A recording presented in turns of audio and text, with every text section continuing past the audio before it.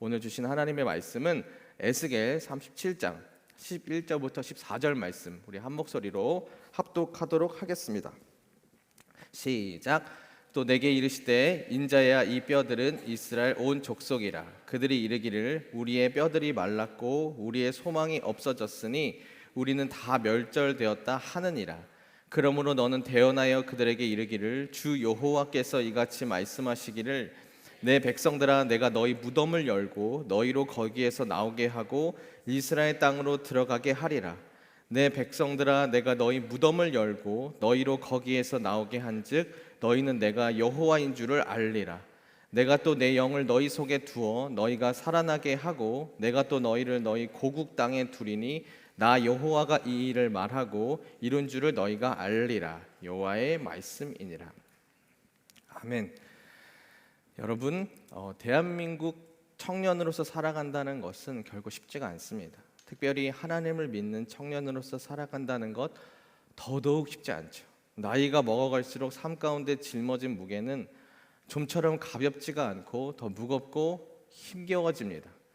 그때마다 우리는 힘을 내고 소망을 갖기보다 삶 가운데 풀리지 않는 내 모습을 보면서 더 크게 낙심하고 삶의 의지를 떨어뜨리곤 합니다.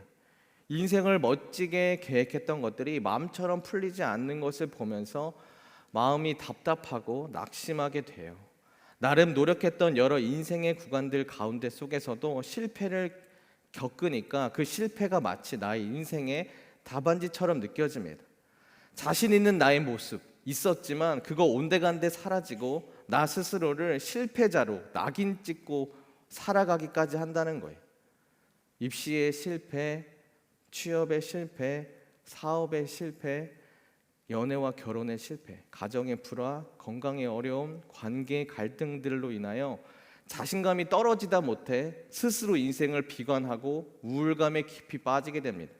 그리고 그 생각은 결국 내 인생은 망했어, 내 인생은 끝이야 라고 하는 생각의 종착지를 도달하게 되죠. 잘하고 싶은 마음, 잘해내고 싶은 마음은 굴뚝 같은데 마음처럼 되지 못하고 실패들을 겪으면서 위축되어 있는 자신의 모습을 보면서 위로하기보다는 끊임없이 자기 학대와 자기 채찍질을 한다는 거예요. 얼마나 안타까운 모습일까요?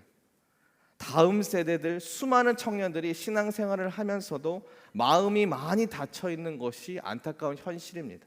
마음이 닫혀서 답답한 상황을 원망하면서 교회 밖을 떠납니다. 그런데 세상이 받아주나요? 전혀 아니죠. 세상에서 마음이 더 크게 다쳐서 교회 안으로 다시 돌아오는 경우가 부지기수입니다. 여러분, 우리 인생이 아무리 실패뿐이라고 할지라도 우리 인생이 진짜 실패인 인생인 걸까요? 우리 인생이 아무리 아픔과 어두움, 결핍이 가득하다고 해서 진짜 아픔뿐인 인생인 걸까요? 오늘 본문에 나타난 에스겔 선지자는 이스라엘 역사 중 가장 크나큰 아픔의 역사, 어둠의 역사를 짊어진 선지자였습니다. 이스라엘의 멸망이라는 아픔의 현장을 직접 목격하고 그 현장 가운데 말씀을 선포한 선지자가 바로 에스겔 선지자예요. 하나님께서는 이미 멸망하기 전부터 남유다의 죄악으로 예루살렘이 멸망되고 곧 파괴될 것임을 말씀하셨어요. 그리고 멸망한 예루살렘을 향한 하나님의 마음을 에스겔 선지자 아내를 치면서까지 드러내게 하셨습니다. 우리 에스겔 24장 16절부터 17절 말씀 같이 읽겠습니다. 인자야 내가 내 눈에 기뻐하는 것을 한 번 쳐서 빼앗으리니 너는 슬퍼하거나 울거나 눈물을 흘리거나 하지 말며 죽은 자들을 위하여 슬퍼하지 말고 조용히 탄식하며 수건으로 머리를 동이고 발에 신을 신고 입술을 가리지 말고 사람이 초상집에서 먹는 음식물을 먹지 말라 하신지라. 하나님께서는 에스겔 선지자의 아내까지 쳐서 죽이십니다. 에스겔 눈에 기뻐하는 아내의 죽음을 통하여서 하나님께서 사랑하는 아내인 예루살렘의 멸망이 얼마나 가슴 아프고 답답한 것임을 이렇게 표현하셨어요. 그런데 이 원인은 남유다의 죄악으로 말미암은 멸망이기 때문에 에스겔에게 죽은 아내를 보고 슬퍼하거나 울지 말고 조용히 탄식하며 있으라는 안타까운 명령을 내리십니다. 이스라엘을 향한 하나님의 마음을 절절하게 표현하기 위해서 에스겔 선지자는 아내가 갑자기 죽었음에도 그 죽음을 슬퍼하거나 동참할 수 없었습니다. 그리고 그 에스겔 선지자는 동시대 예레미야와 함께 사역을 했어요. 그래서 이 두 선지자는 죄악으로 말미암아 결국 남유다가 바벨론에 의해 멸망한다는 사실을 알고 있었고 그것을 지속적으로 왕궁에서 선포를 하였습니다. 에스겔은 주전 597년 여호야긴 왕과 함께 바벨론 포로로 2차로 끌려가게 됩니다. 아직 남유다가 멸망하기 전에 바벨론으로 끌려온 것이었어요. 그렇게 이스라엘 백성들 전쟁 포로로 끌려왔지만 아직 나라가 망한 게 아닙니다. 그러니까 다시 나라가 회복되고 돌아갈 것이라는 막연한 희망을 가졌어요. 하지만 에스겔은 그런 이들에게 끊임없이 바벨론의 포로로 끌려온 사람들에게 예루살렘 멸망할 거야 라고 선포를 하는 거예요. 남유다에 남아있는 예레미야 선지자도 성전에 있는다고 해서 그것이 진정한 대안이 아니고 이 성전 곧 무너질 것이야 라고 계속적으로 선포를 합니다. 그런 말씀을 선포하는 중 에스겔이 바벨론에 사로잡힌 지 12년째 되는 해에 주전 585년 바벨론에 의해 예루살렘은 본격적으로 함락이 되었습니다. 12년째에 비로소 예루살렘과 솔로몬 성전이 무너졌다는 소식을 들으니까 이들의 마음은 허망한 마음과 낙심으로 가득 차게 됩니다.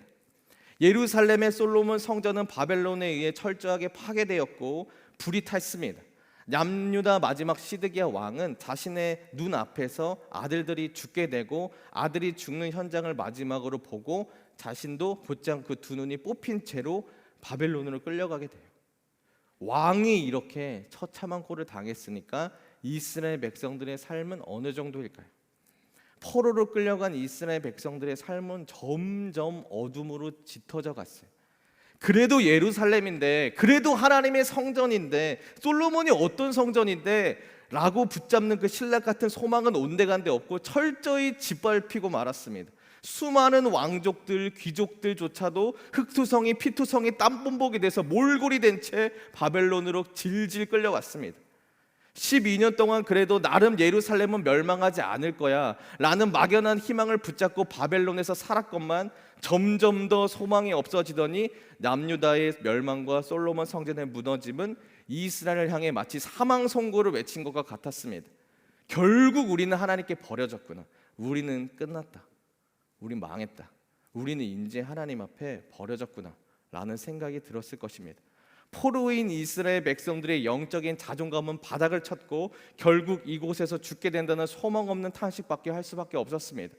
이들의 소망이 끊어지고 모든 것에 대한 의지를 내려놓고 자포자기하려고 할 그때에 오히려 에스겔 선지자는 그들에게 비로소 본격적인 회복의 말씀을 전하기를 시작합니다. 제일 낙심이 되고 마음이 꺾인 이때 에스겔 선지자는 이들에게 회복의 말씀을 전하기 시작합니다. 그것이 그 유명한 마른 뼈 환상이에요. 하나님께서는 이 마른 뼈 환상에 관한 말씀을 에스겔 선지자에게 먼저 전하기 위해서 에스겔을 데리고 마른 뼈들이 가득한 골짜기로 인도하십니다. 그리고 그 뼈가 있는 곳 사방으로 지나가게 하세요. 그 뼈들은 에스겔이 봐도 아주 많았고 바짝 마른 모습이었어요. 얼마나 뼈가 많은지, 그리고 그 뼈가 너무 많이 쌓여 있었고 얼마나 오래전부터 묵혀왔으면 수분기가 하나도 없는 아주 바짝 마른 뼈들의 모습이었어요.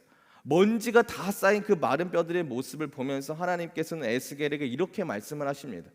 인자야, 이 뼈들이 능히 살 수 있겠느냐? 어떠한 생기도 소망도 찾아볼 수 없는 뼈들을 바라보시면서 하나님께서는 에스겔 선지자에게 이렇게 물어보시는 거예요. 인자야, 이 뼈들이 능히 살 수 있겠느냐? 에스겔 선지자는 주 여호와여 주께서 아시나이다 라고 대답을 합니다.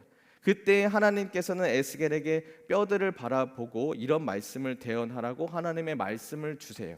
우리 에스겔 37장 4절부터 6절 말씀 같이 읽겠습니다. 또 내게 이르시되 너는 이 모든 뼈에게 대언하여 이르기를 너희 마른 뼈들아 여호와의 말씀을 들을지어다.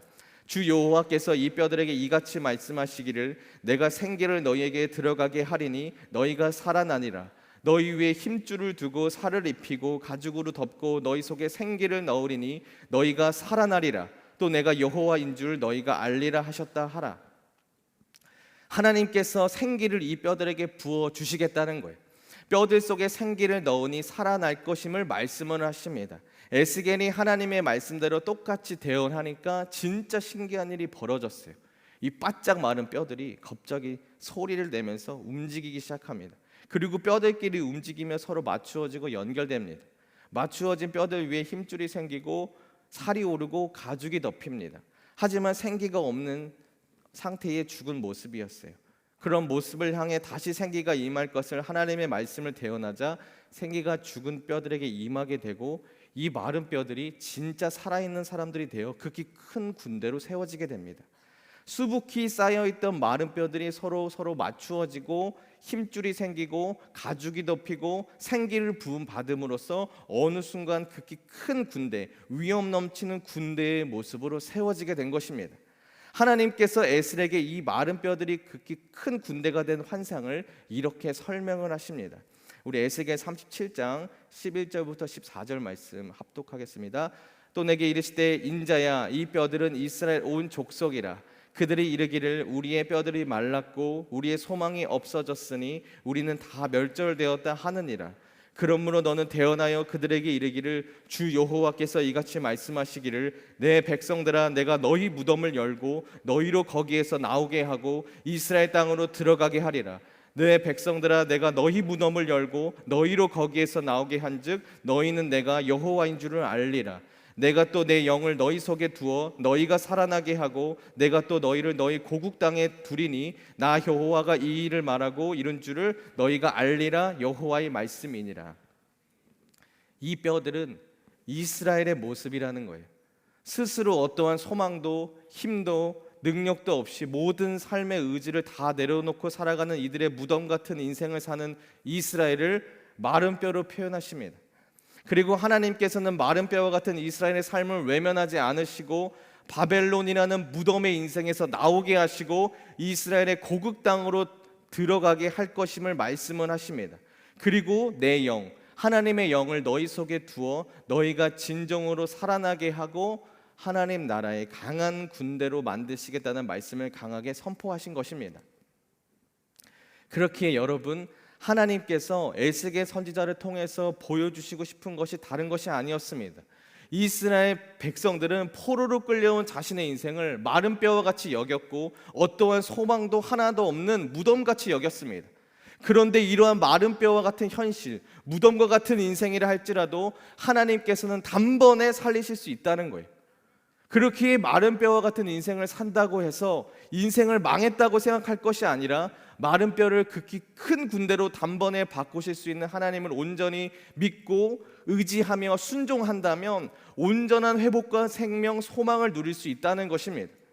그래서 마른 뼈인 이스라엘들이 하나님의 손에 분명히 인도함 받고 있기에 아무리 나라가 멸망하여 포로로 끌려왔다 할지라도 그것이 하나님 앞에 문제가 되지는 못한다는 거예요. 여러분, 그렇다고 한다면 하나님께서는 왜 이들을 멸망시킨 것일까요?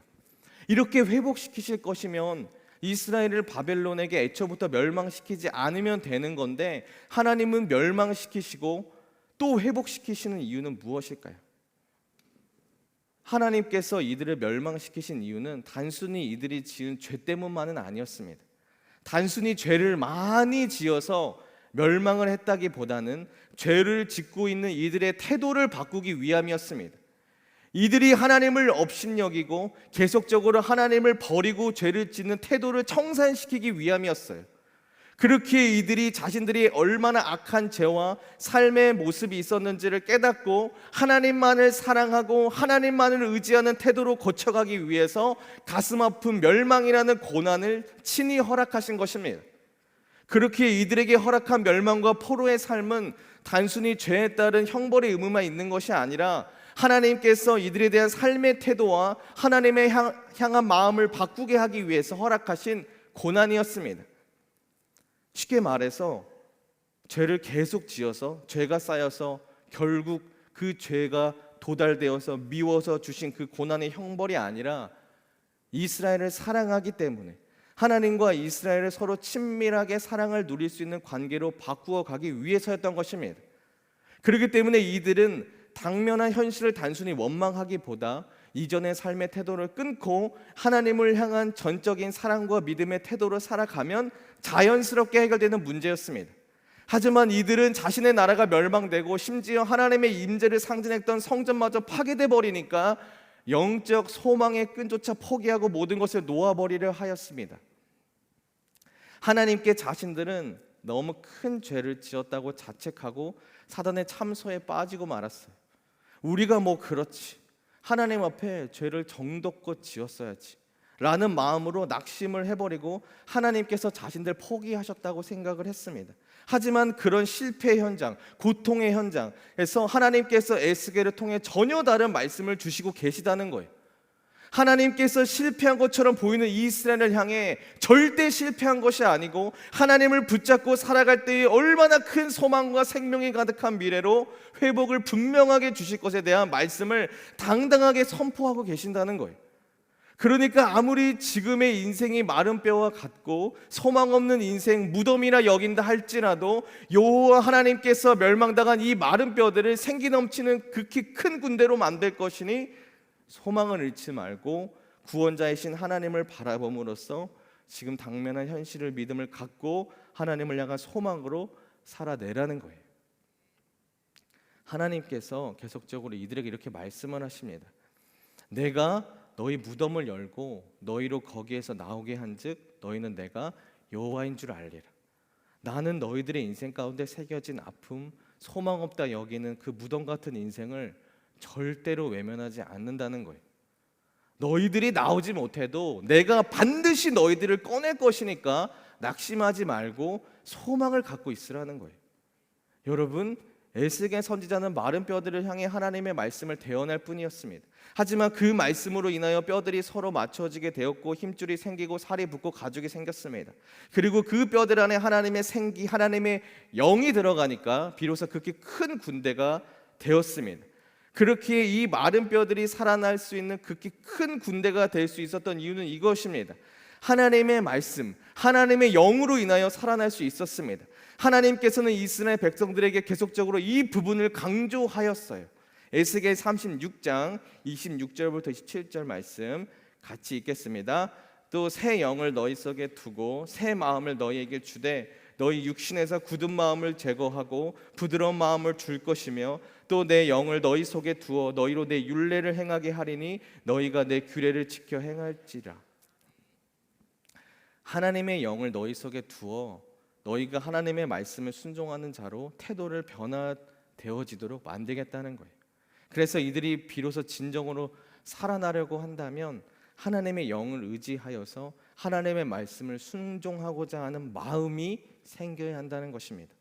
아무리 하나님의 말씀이 100번, 1000번 선포되어져도 불순종하면 결국 이 뼈들은 어떠한 생기를 얻지를 못하지만 말씀 앞에 마음을 갖고 순종할 때에야 비로소 이 뼈들이 생기를 얻고 생명력을 얻기 때문입니다. 그래서 이들이 이런 마른 뼈와 같은 상황과 삶이 된 근본적인 이유는 하나님의 말씀 앞에 굳어진 마음 때문이었습니다. 하나님의 말씀을 대언하는 선지자들이 있음에도 그 말씀을 순종하고자 하는 마음이 없고 오직 죄악을 쌓고 또 쌓을 뿐이니 생기 전체를 잃어버리게 되었습니다.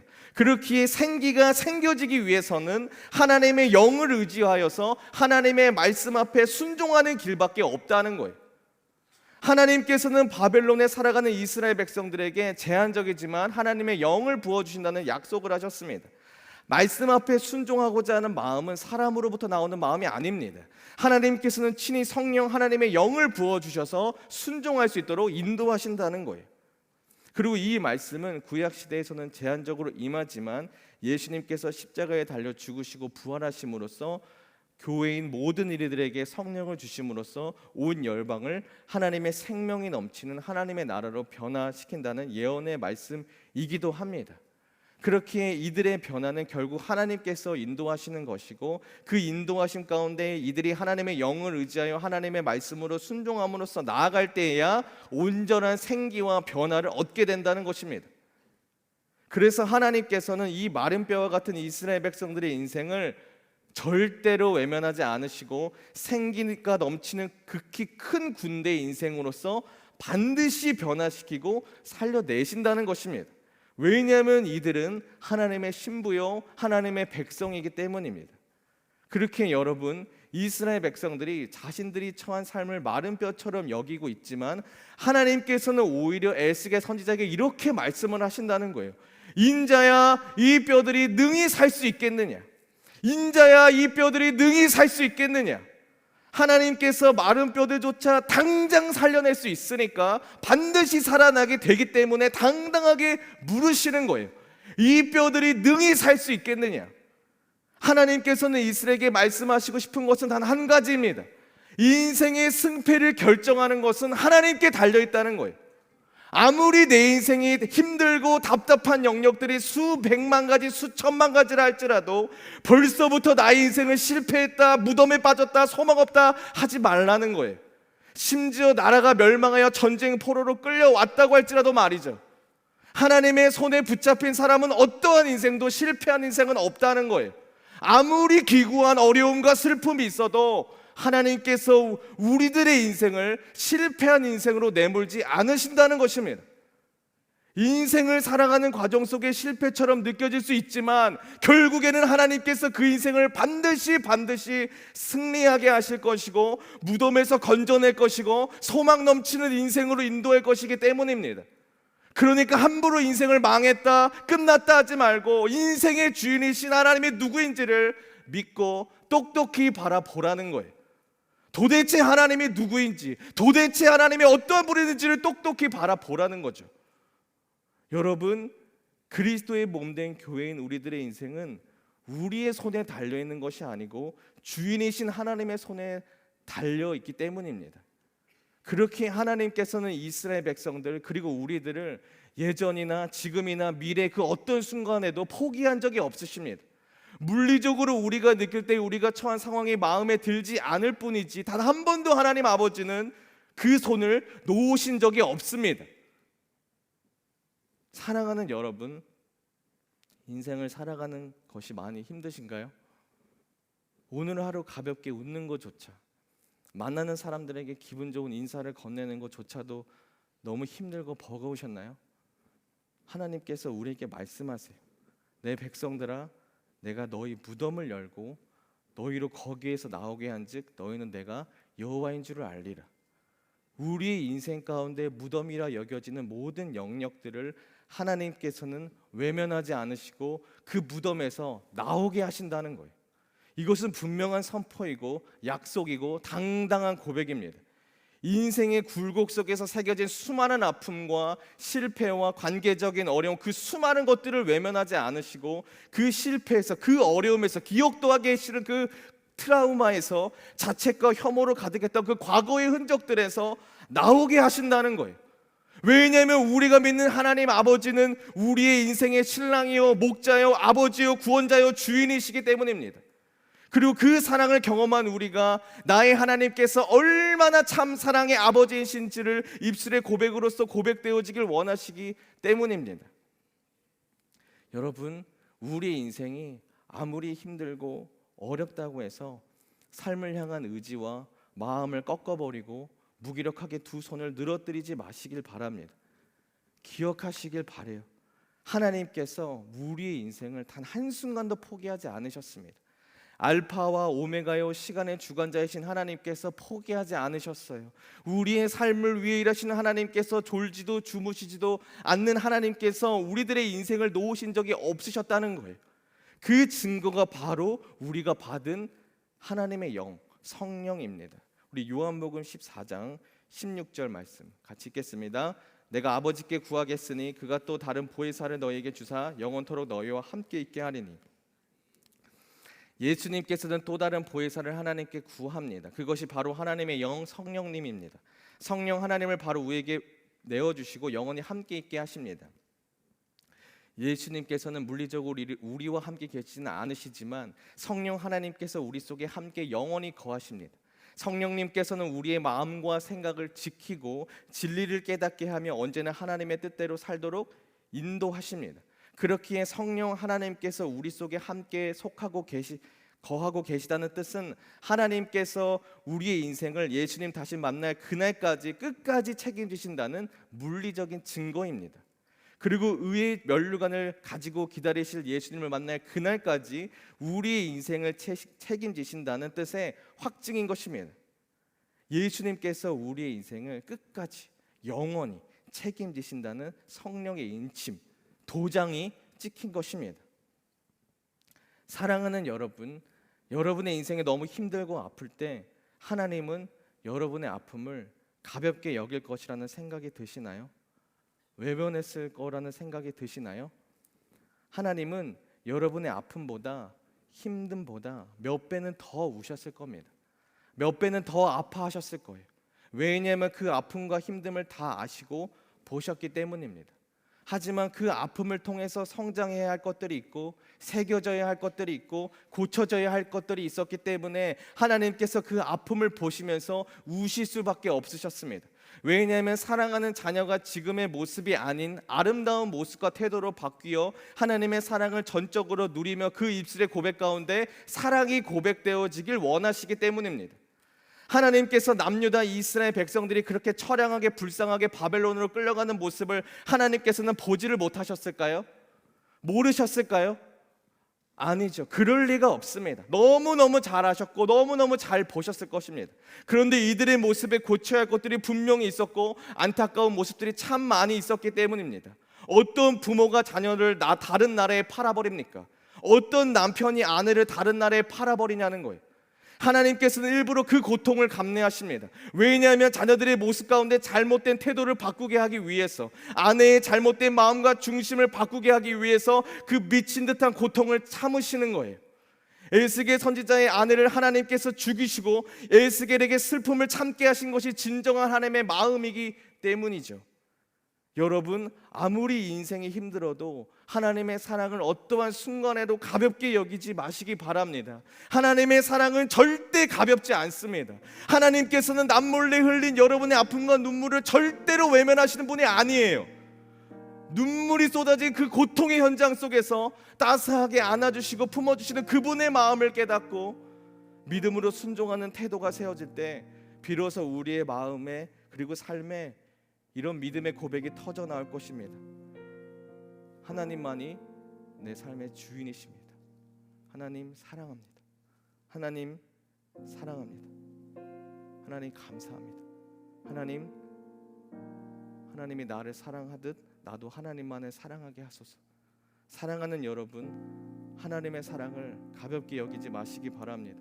하나님은 반드시 여러분을, 우리들을 살려내실 겁니다. 그 고통과 아픔에서 건져내어 기쁨의 자리, 회복의 자리, 감사와 영광의 자리로 초대하실 것입니다. 그리고 그 자리 가운데 하나님을 높이는 간증의 삶, 믿음의 삶으로 인도하실 것입니다. 우리를 살려내신 하나님만을 소망하십시오. 그것이 우리가 인생을 살아가는 중요한 태도이고 방향성입니다. 우리 이 말씀 기억하면서 주님만이 나의 왕이십니다 찬양하고 기도하겠습니다.